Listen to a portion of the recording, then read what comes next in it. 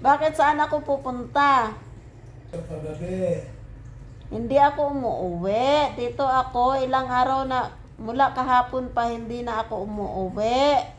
Eh, bakit umuwi ka na? Bakit umuwi ka noon? Sabi mo, wala akong pamasahe. Sinabi mo yun. Si Lolo Papa guys, malig-malig na talaga. Libre yun ang ano. Sa gobyerno yun, libre. Iba na talaga utak ni Lolo Papa. Yan yun, libre sa lahat yun. So alam mo, umuuwi pa ako pag pag ano. Tapos namamasahe ako. Yun yung alam mo, namamasahe pa ako.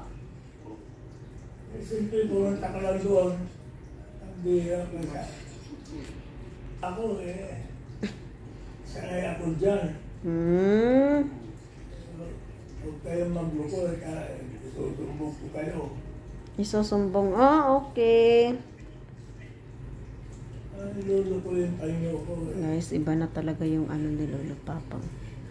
Sabi niya sa akin, pinipilit niya ako ngayon. Hindi niya pa rin talaga nakalimutan. Mga custom yan Lalibre doon sa kabila. Sisingilin dito.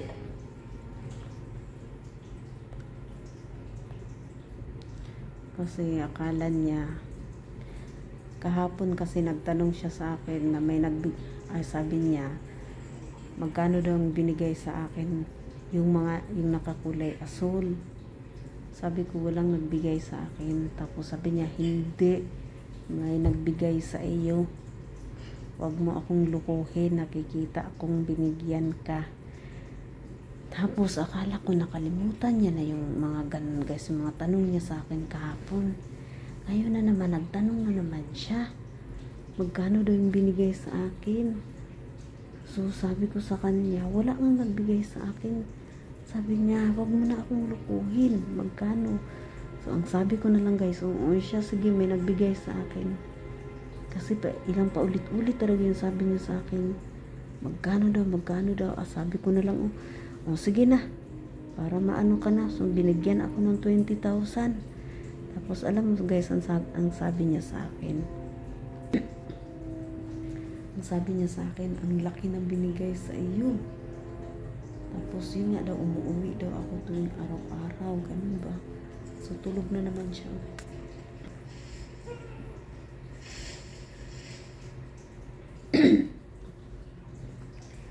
Tapos ayun na naman siya, sabi niya, namamasahe daw ako, umuwi daw ako. Na hindi naman ako umuwi. Tapos parang nagbago na yung ano niya, parang nisip ko nga baka ayun na yung isip ano niya, na yung nurse, ang tawag to, yung sa utak niya. Tapos sabi kong ganun sa kanya, hindi ako umuwi, dito lang ako nagbabantay sa iyo. Tapos kanina habang pinapakain ko siya, habang pagising niya, sabi niya sa akin, tara na, uwi na tayo, sabi niya sa akin. Tapos sabi ko, mamaya na, anuhin mo na natin yung nurse. So kaya tinext ko agad yung boss ko, tsaka tinawagan ko yung kapatid ng boss ko na gusto na daw niyang umuwi. Tapos ano sabi niya guys, tara na, uwi na tayo kasi ang laki na ng bayaran natin dito. Kumanan siya. Tapos ayun nga, tinanong niya ako ulit. Tapos sabi niya, wag niyo akong lukuhin. Wag niyo akong lukuhin, ganun siya. Gawain niya ng mga ano yun? Custom. Ganun yung nabanggit niya. Paano yung ano ni Lolo Papa mo? Kung hindi naman na may nakikita siyang iba, mga kung ano-ano yung lumalabas sa bibig niya. So yung mga yung napapansin niya na may nakikita siya, hindi ako natatakot guys. Hindi ako natatakot. Basta tinatanong ko lang, ano nakikita mo? Wala naman kami nakikita. Nung nakaraan, sabi niya may nakikita daw siya mga langgam, na kulay asul, kulay blue, mga ganun ba? Tapos kulay pula na buong-buo, mga ganun yung mga ano niya. Mga nababanggit niya sa mga nakikita niya ba? Mm.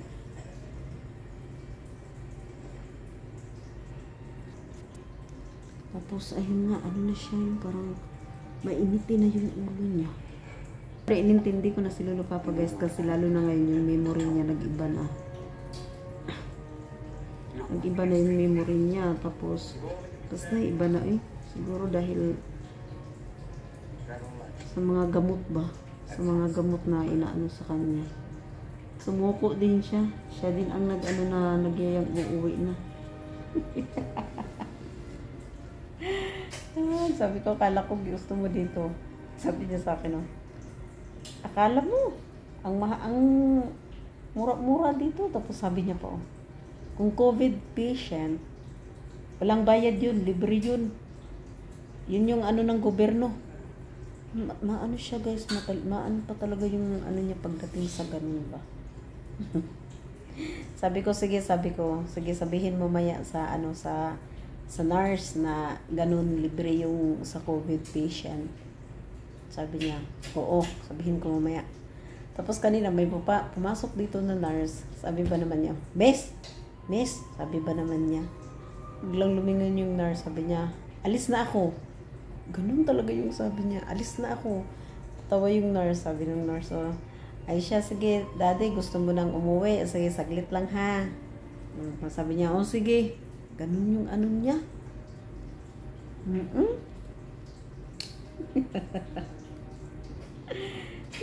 Samantalang siya yung may gusto guys na gusto niyang magpa-hospital siya. Gusto niyang dito siya. Siya din ang sumuko. Pero to si Lolo Papa, oh, ayan, idlip na naman siya. Oh.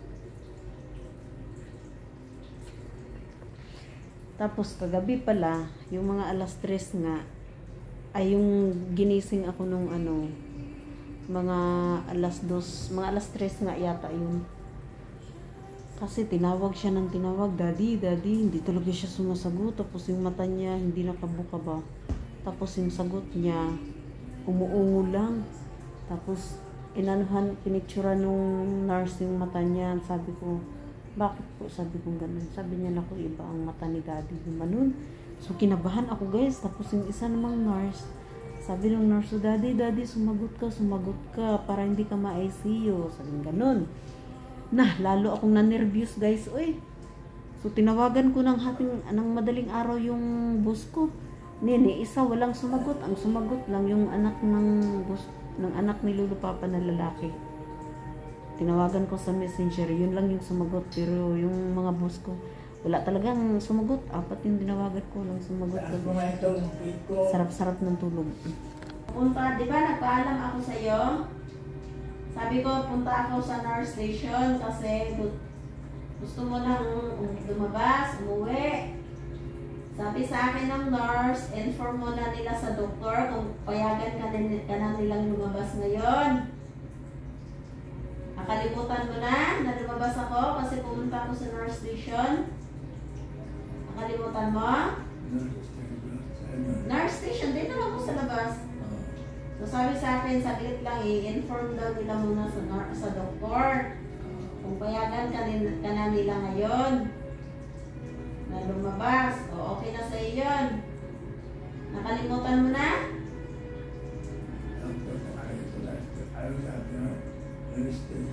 Sabi, i-inform pa daw nila sa doktor. Tatawagan pa nila yung doktor kung payagan kang lumabas ngayon. Wala pa. Nag-aantay pa sila. Yun din ang sabi ni ate sa akin. Tanungin ko yung nurse kung pwede ka nang lumabas. So yun yung sabi sa akin ni ate. Iniisip mo wala kaming kontak ni ate. Hindi lang niya masasagot ang tawag ko kasi nasa check up siya. Pero nag-text lang sa akin si ate.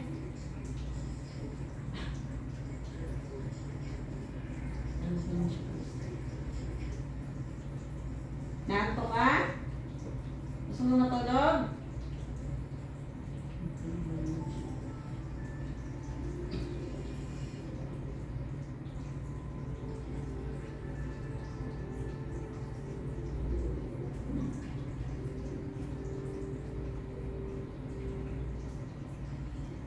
Gusto, kailangan masunod agad. Ang tingnan niyo na, sabi nga niya kung ano daw ang sagot na ng doktor. Ikatatanong ko lang. Diba? Parang, tingnan mo tulog siya. Imagine guys, habang nagkukwentuhan kami, tas ayan naman siya, pikit na.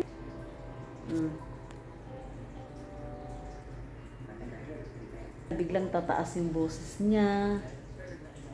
May time na biglang malumanay, yung parang, alam mo yung salita na parang sobrang bait. Ganun yung ugali niya ngayon guys. Lagi kami nag-aaway nito guys, kaya minsan parang malma pa ako sa matanda ba. Pero binabawi ko naman, nagsusuri naman ako sa kanya pagka ano. Yung nga kanina nga, kasi gusto kasi niya matsunod lahat, agad-agad yung gusto niya. Pag sinabi niyang lalabas siya ngayon, lalabas siya ngayon, as in. Diba? Ganun siya.